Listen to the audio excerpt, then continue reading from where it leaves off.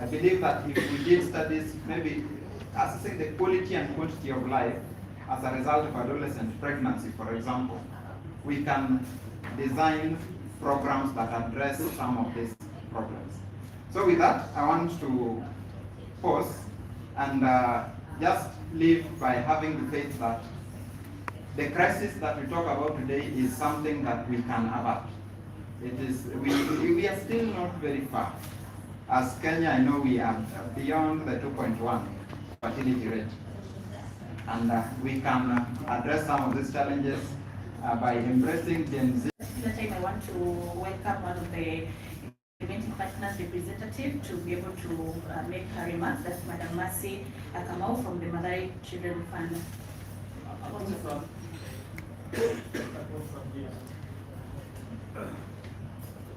Sorry to interrupt. My name is Lauren Kesa, and we've been discussing all the needs here. And there will be continuity for the diversity. But my concern is, if you are friendly foods, your disabilities very much is the facilitator and the program is SCOD. But from the questions and the discussions we are having, that I've not heard anyone talk about youth with disability, the challenges they face as young parents. Next time,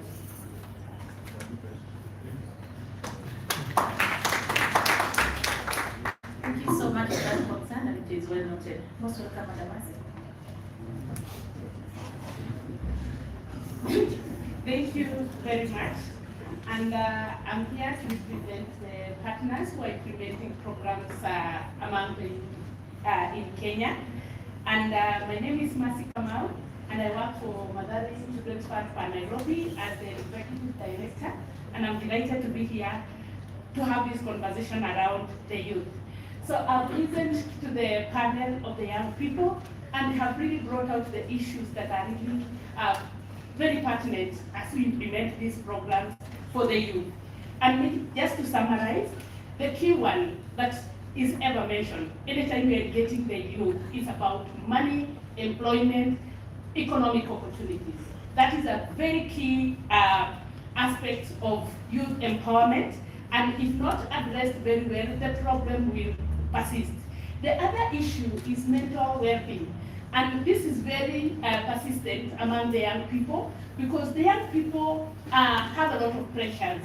They are brought up in a society where there's no social support mechanism. So you realize most young people are really struggling to cope up with the daily hassles. I remember one child, young girl told me, since I started schooling, I have gone to 15 schools. And that is one of my biggest problem because my parents keep on moving from one place to another. Whenever they get a job, they move with us and we change school. So you can imagine having not completed secondary school and you have gone to 15 schools. And this is a stressor. It's something that stresses the young people. Then we have a lot of dysfunctional families.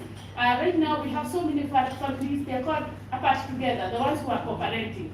It's a choice for parents to do, but sometimes the children, these young people we are having, are really affected when it comes to co-parenting, and you find they have a lot of challenges in terms of mental well-being, and then of course the issue of drug and substance abuse.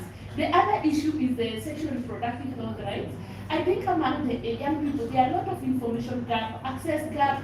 The young people would want to have this information, but most of the time you find they don't get information around HIV, gender-based violence, and even contraception.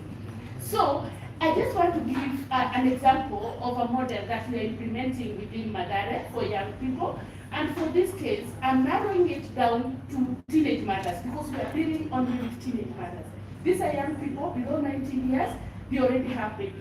And the issue of children have been talked about. And when Mr. Mura was presenting and saying that I don't want a child who will depend on me, it is very real because we have seen these teenage mothers feeling so bad that they have already gotten a child. To some extent, some of them want to become those babies because they feel it's like they are a very big problem to them. So our program is a model where we integrate all the services that the young people have mentioned here. we offer opportunities. First of all, we recognize the mental health issue, especially for the teenage mothers, is huge. And therefore, we do a lot of mental wellness support, and we do it in 3 phases. We have the dance therapy, first of all, just to make them open and speak up. Then you have group therapy, and then one-on-one counseling to ensure that these young people are able to manage first the emotional issues that are draining them down before you give them any economic skilling or any technical skilling. Then after that, we provide technical skills for them. And in our institution, we are offering 2 courses, that is cosmetology and garment making. We skill them for 6 months. And at the same time, the mental health well-being continue being integrated with that. Then we realized they got pregnant because probably they did not have information about contraception or how to take care of, not to avoid a pregnancy. We give comprehensive sexual reproductive health education and services. And because we know they cannot go to the facilities to access these services from the nearby facility because of shame, stigma, and discrimination they get, we organize with the nearby government hospitals and also the other private hospitals to provide the services within. And they are able to get all these services within the institutions. Once they get these services, these young people are able now to make informed choices about the informed reproductive health choices. And with that, we have seen a lot of improvement in terms of follow-up or subsequent pregnancies among these young women. Then another thing we provide is the economic or digital literacy skill and doing online businesses so that they can be able to establish their own businesses that are not expensive to start off. And then we follow them up for 6 months. And we've realized following these young people for 6 months, these young people, about 75%, are economically independent. They are able to make informed reproductive health choices without somebody pushing them or harassing them. And they are also able to save, invest for their baby and all that. So there is a lot of improvement when you offer a very holistic program. And this is one of the policy recommendations probably we would give. Can all our learning institutions offer this holistic support? And I forgot to mention one important one. We provide childcare services. We have a daycare service where these young people come with their babies, and I have some of them here with me. They come with their babies, they leave the baby in the daycare so that they can attend the classes. If you don't provide the daycare services, where will they leave these babies? At one time was invigilating some exam in one of the university, and the lecturer who was invigilating the exam was holding babies for the students for them to sit for the exams. How can the universities, the TVETs, the colleges acquire a child care service to ensure that young people who have babies, they are able to be taken care of within those institutions? So probably that is a policy issue that needs to be included for the young people to leave the baby so that they can participate in the economic activities. Then the other issue on the policy is the on-job skilling. Most of these young people have gone to school, they have these degrees, they have the diplomas, they have the certificates, but they don't get opportunities to get the skills. Yesterday I had a conversation with my own daughter, and she was telling me she graduated last year in December, and she has done first internship 6 months, she's doing now the second internship, and she was asking me, will they now employ me, or I have to go for another internship for me to get a job, to get a meaningful employment?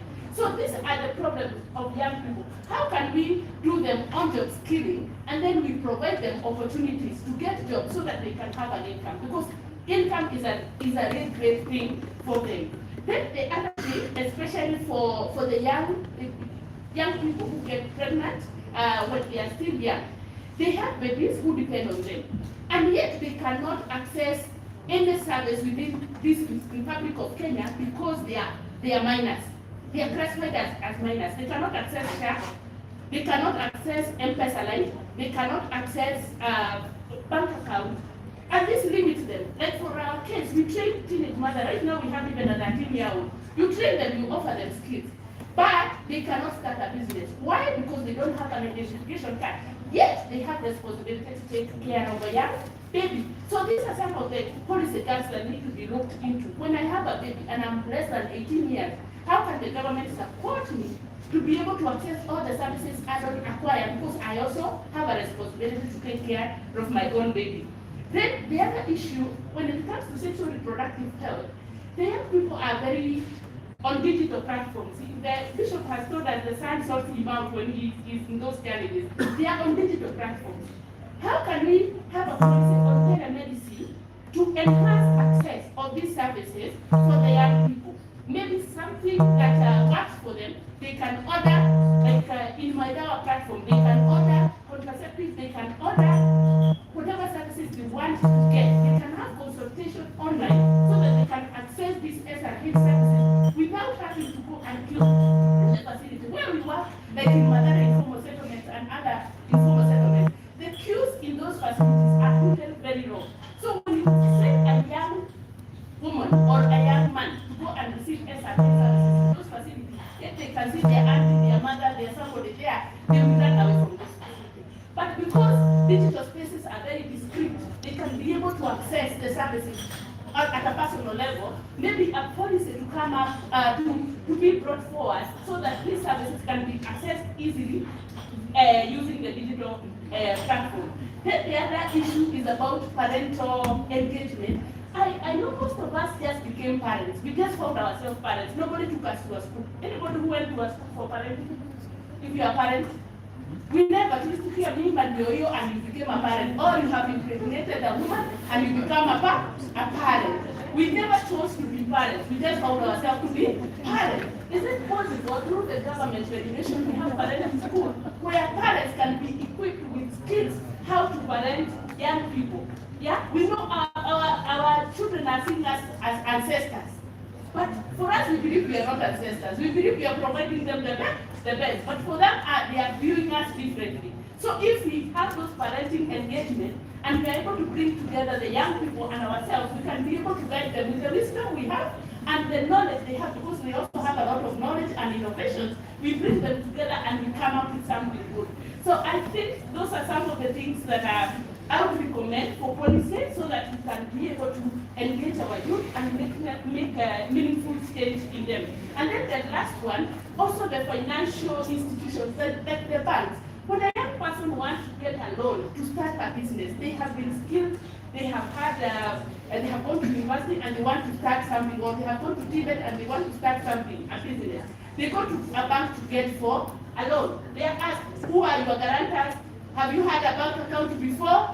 What is your saving in this bank account? So how will these young people be able to access financial services so that they can start, even whatever small skill they have, they can start something to support them. So we would also send something to the financial institution. How can they support young people access loan without a lot of restrictions that limits them?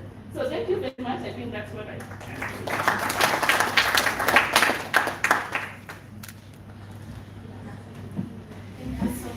Thank you so much, Madam Mercy Kamau, and I now want to have your attention so that we can be able to have our speeches as we wind up our celebration of the World Population Day. This particular point, I want to welcome Mr. Thomas Anders, UNFPA country representative, to be able to make his speech. Please.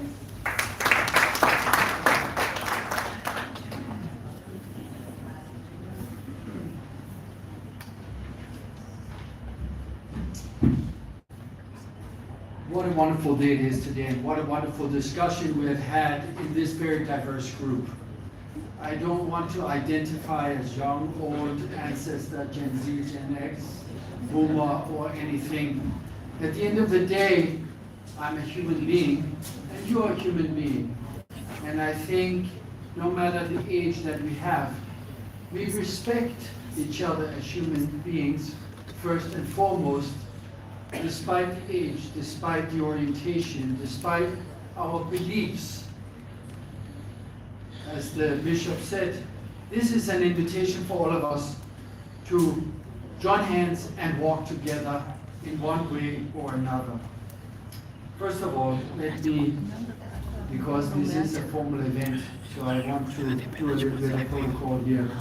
I want to acknowledge the presence of the NCPD Director General, Dr. Mohammed Sheikh, a dear friend. I want to acknowledge Bishop who is here gracing this occasion. I want to also acknowledge government representatives, but first and foremost all the youth who have come all this way to engage with us. We say that we want to listen, and we do listen. We try. Not always do we succeed. But of course, the prerequisite for being able to listen is to hear from you, to hear the truth, to hear your concerns, and to be able to internalize those and take them on board. We are here because I'm glad this thing with the watercolors came out. Huh? I think there are some watercolors with men in our report. I just want to say, if not, I'll personally go back and get my watercolors out, and we will include some men. I don't think it's an oversight. I think at least we know that basic premise of reproduction, that women cannot do it on their own. I think we know this. We have learned. So, but thank you for the reminder and pointing it out. What I wanted to say, and I wanted to echo what Ezekiel had said. He said this global report was launched in Nairobi in Kenya.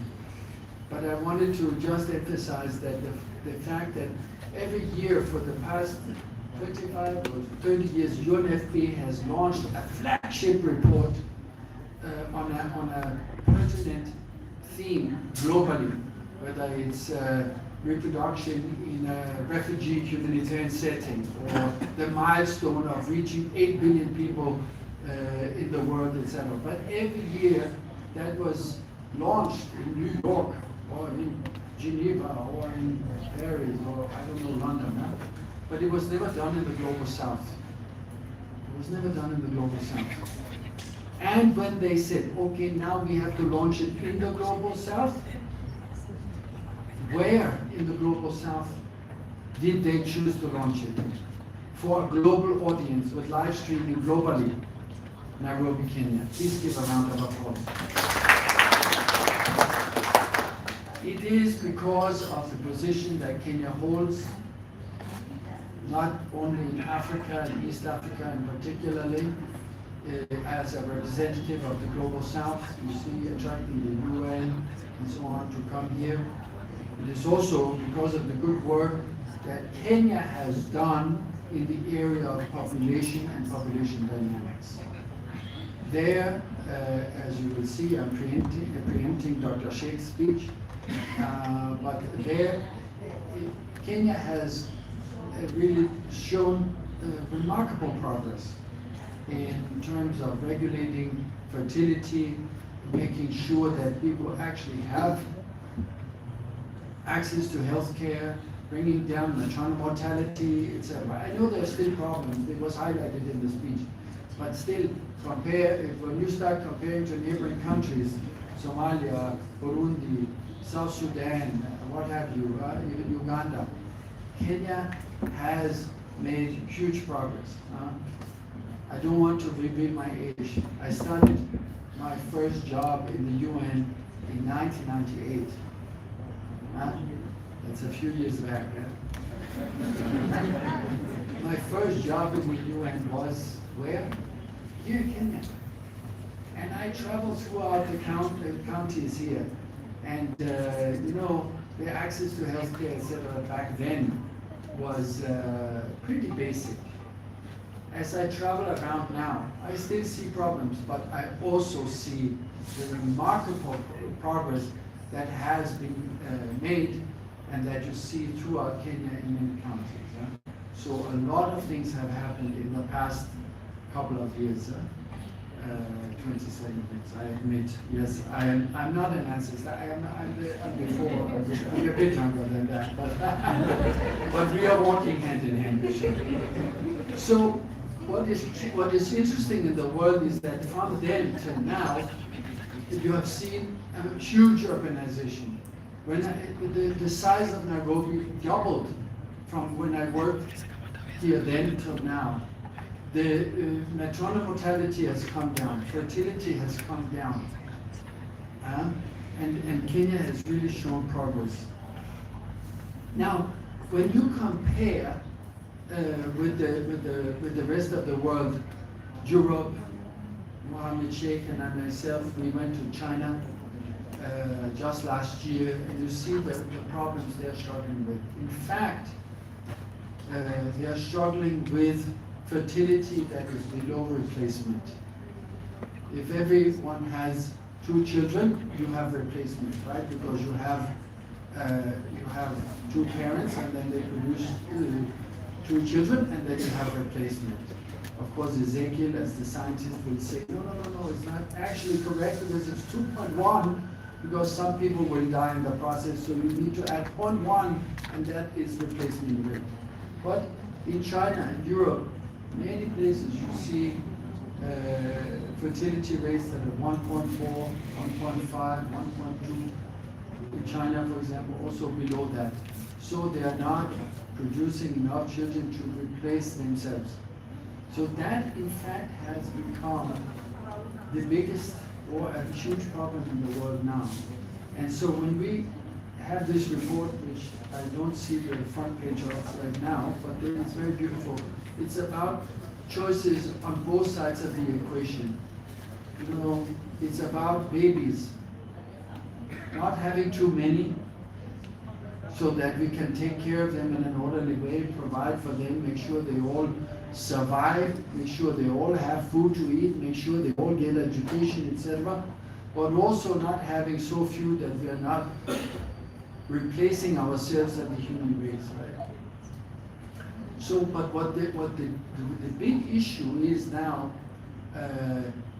in many places they are struggling to encourage young people to actually have children, right? So this is also the job for UNFPA now. It's not just about family planning in the traditional sense of having less babies. It is about having as many babies as you desire in a sustainable way. So if you want to have 3 children, yes, make sure you have 3 children, or 5, or 10 even, but make sure you have provisions for their schooling, make sure you have provisions for their clothing, their food, and so on, right? So that is what it is about. But, and for too long, UNFPA was just known for only the family planning part. Now we are changing gears. We are meeting the world where it is. And it was very eye-opening in China. We talked to the Dr. Mohammed Sheikhs of China. They have other names, which I can't pronounce, but they have names.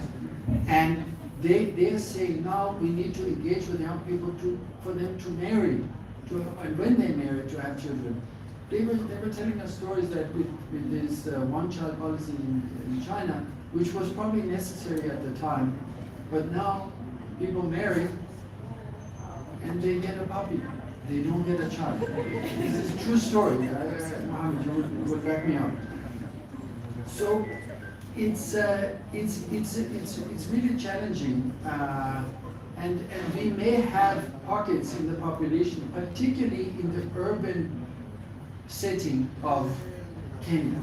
I'm not talking Mathare. I'm not talking about West Pokot now. I'm not talking about those. I'm talking about Mombasa. I'm talking about Nairobi, I'm talking about Kisumu and so on.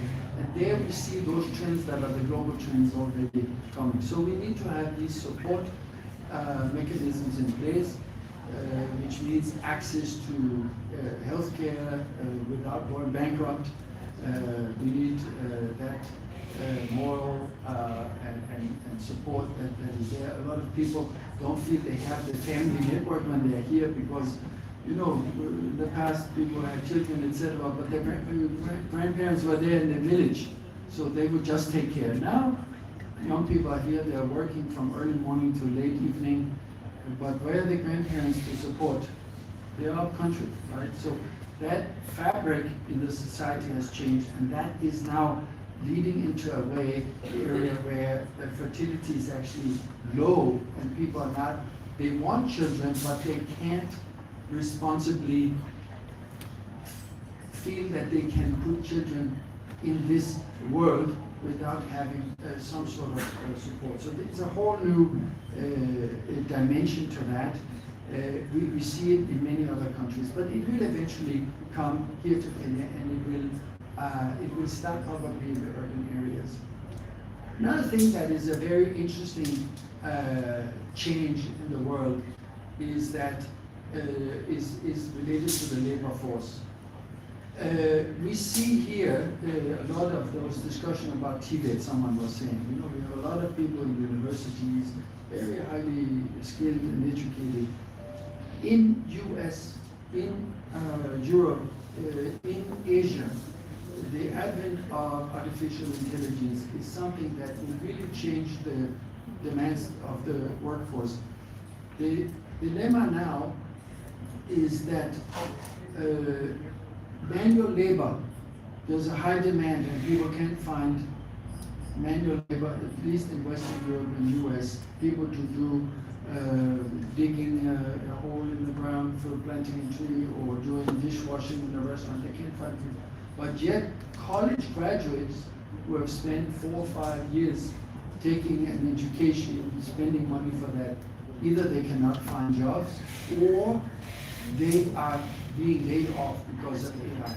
So now, where we've always told, don't get manual labor, etc., do get more skilled labor, they feel that they are now, they have been shortchanged, they have been cheated, because that promise that was out there, society is not delivering on it. And it's not someone's fault, it is just that mechanism that we are seeing, that change that we are seeing. So this is where also young people really feel that anxiety that and they are high skilled. My son and his friends, I asked them, so okay, now you're going to university and spending quite a lot of money on this. Why don't you become a plumber? Why don't you become someone who is a builder in a house or something of that? That there will be, there's a demand. But they said, but that doesn't interest us, because now they have already from young age been groomed in a certain way. They want jobs where they use their minds, etc. Right? So even though they can see rationally that maybe it's not the best choice, they still stick with it because that's how they have been raised and conditioned. So it's a very interesting time that we live in. For Africa, a place like Kenya, we will probably see these dynamics coming in both ways. That the idea of people going elsewhere to find labor, or we try with industrial policies to attract factories to come here for that labor. But again, the same issue of well-educated youth not being able to find jobs, and the way they are so responsible. They say, well, why should I then have a child? Why should I then marry? And then we have this issue of low fertility, and we're not replacing ourselves with a new generation. So I wanted to add these few things to the discussion because I feel, speaking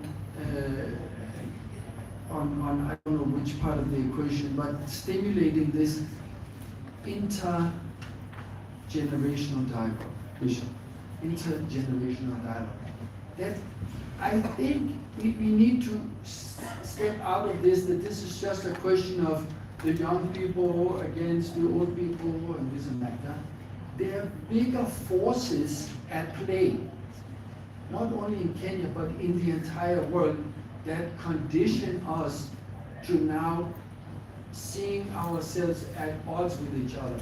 It is not my generation or the even older generations' fault, so to speak, that there are fewer jobs for those university graduates. It is these forces that we are talking about, right? It is not that generation's fault, so to speak, that it's harder to have children and afford them and so on, right? So I think that sort of finger pointing is not helpful. And we, as I'm talking as an older person maybe, is that we have to really listen to the young people. We have to understand and go beyond understanding of the world they're going into. We have to really put ourselves in their shoes and empathize. I can say that some of the challenges young people have today, I don't envy. And I'm actually happy sometimes not being a young person, because the challenges that you have and you have in front of you are real and they are hard because of these mega trends that we are seeing. So we have to be understanding. We have to listen and go beyond even listening and be supportive to you. So I hope that with that, you will see us as your partner. I hope that the elderly in here or the older people will be able to see the youth as the partners. And by seeing that we can really translate Bishop's words into actual action based on mutual empathy so we can walk together. Asanteni sana.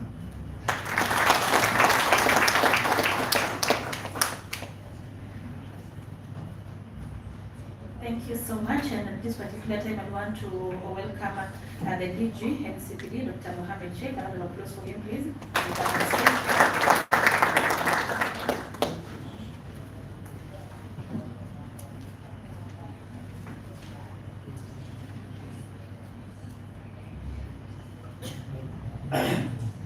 Hello, good afternoon.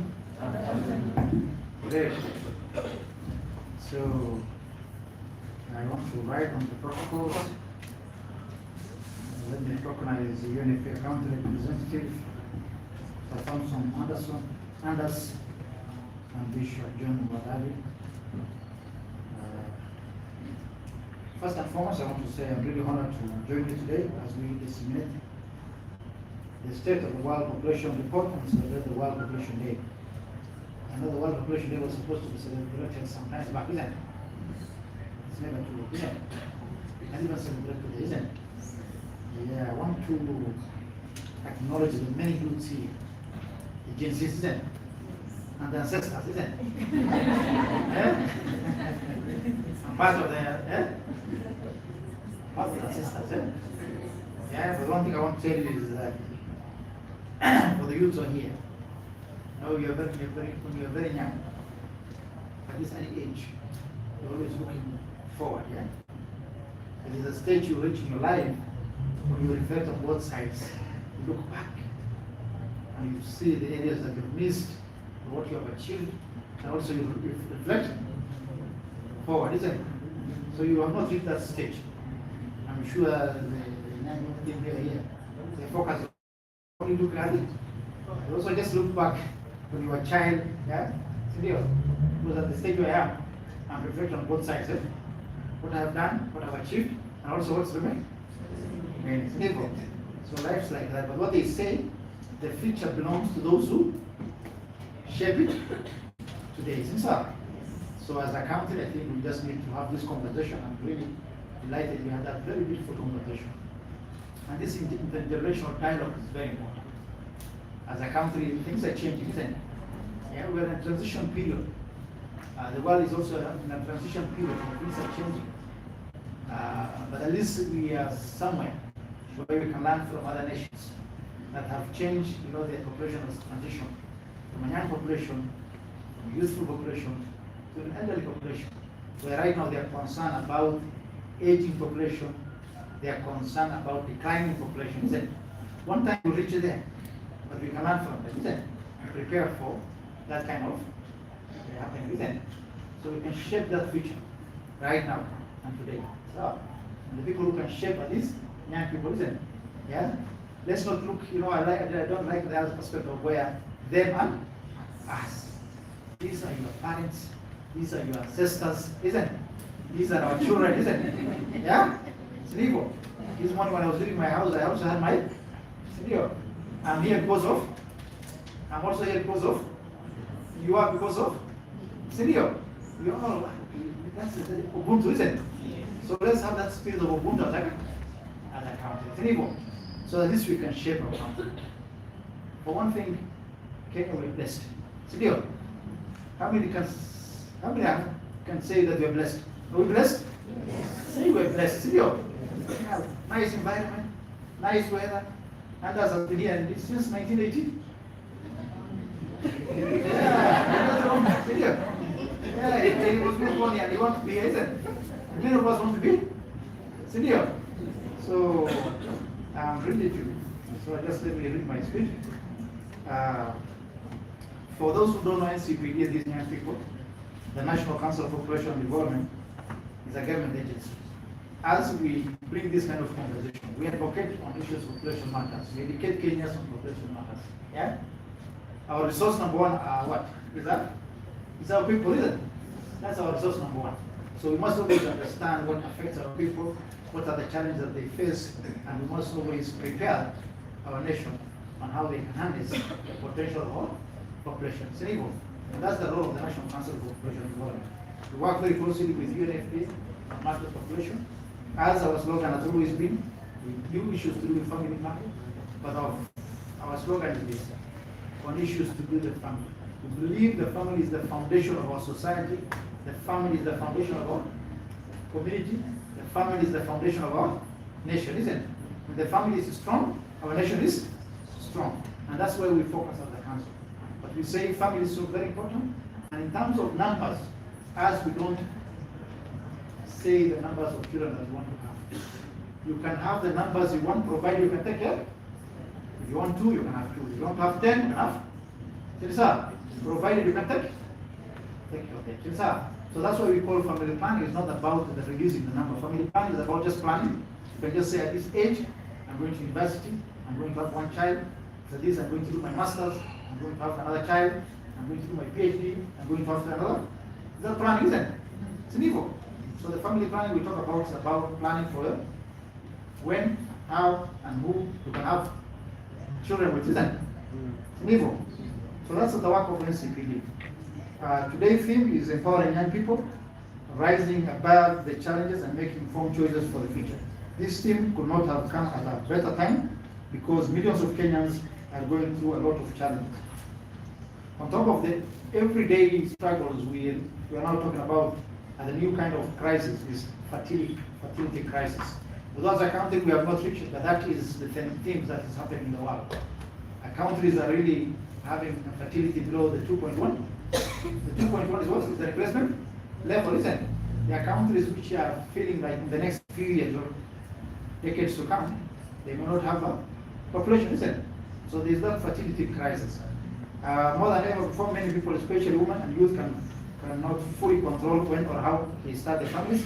It's not always about not wanting kids, it's about not having the means or the freedom to choose.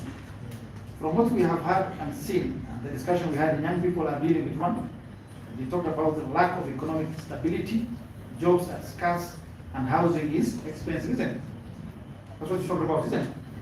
Persistent gender inequalities.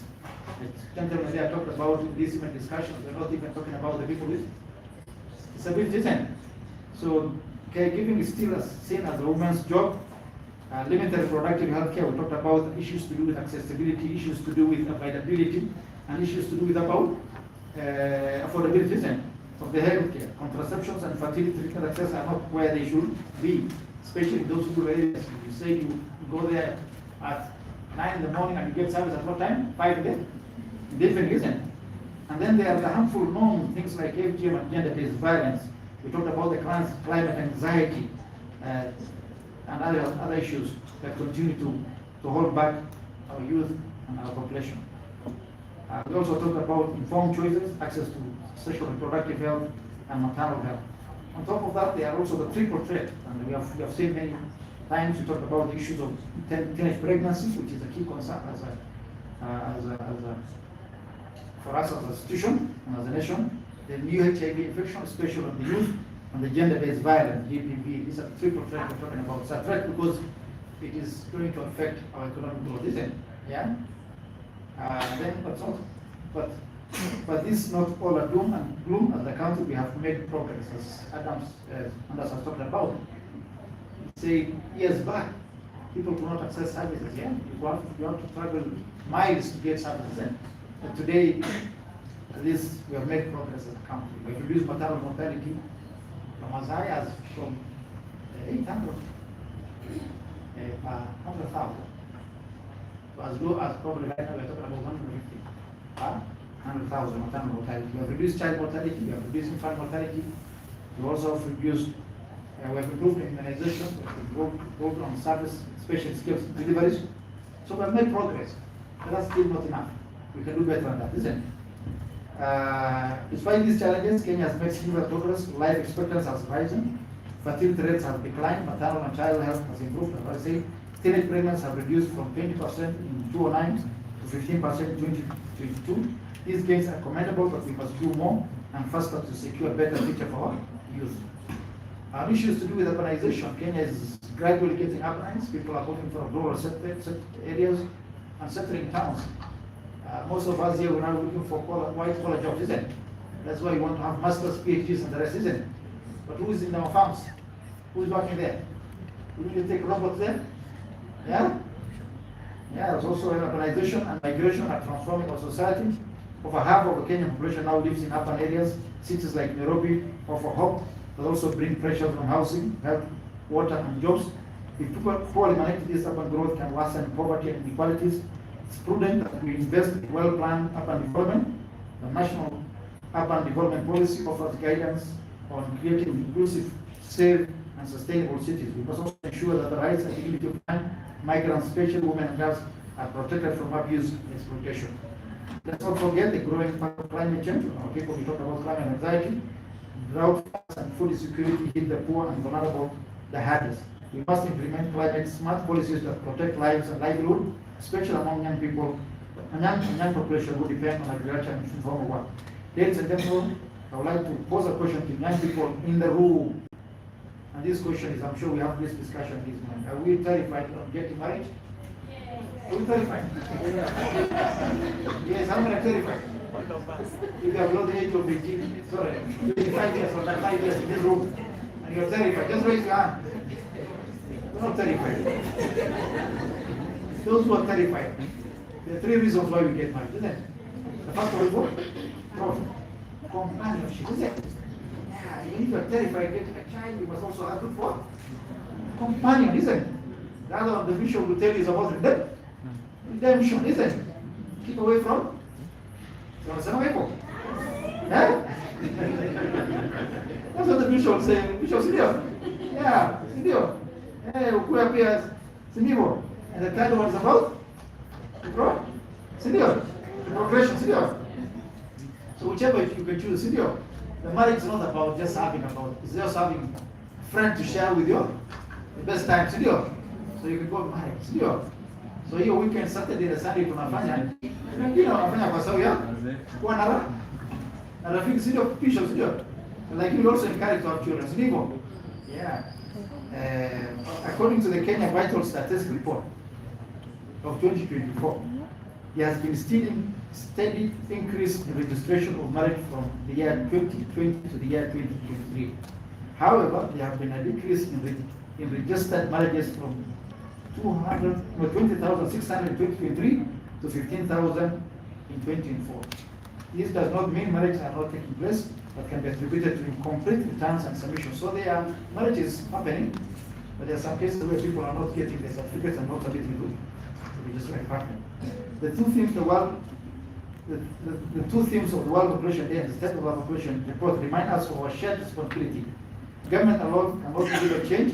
We need strong partnership across sectors and at all levels. We have talked about partnership, collaboration, and coordination, isn't it?